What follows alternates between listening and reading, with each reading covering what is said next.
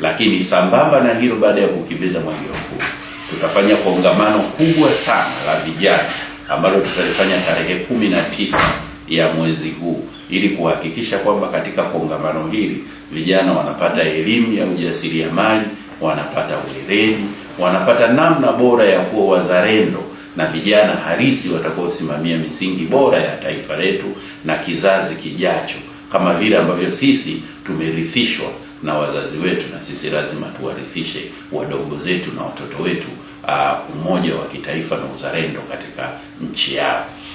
Tutakuwa na mkesha katika stendi mpya. Kwenye viwanja vya stendi mpya tuna viwanja vikubwa kabisa ambavyo vinatosha, ni zaidi ya eka 5 ziko pale.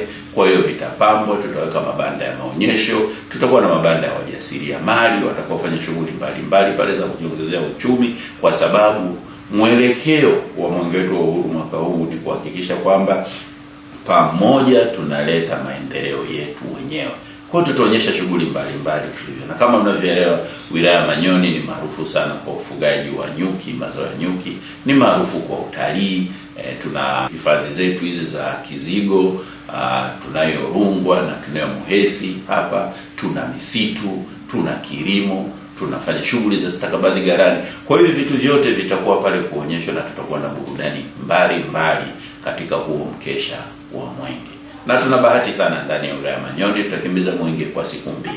Kwa tutakapomaliza kukimbiza katika halmashauri ya wilaya ya Manyoni, mwenge huu wa uhuru tutaupeleka katika halmashauri ya wilaya ya Itigi, ambapo pale tutaupokea katika maeneo ya Ndole.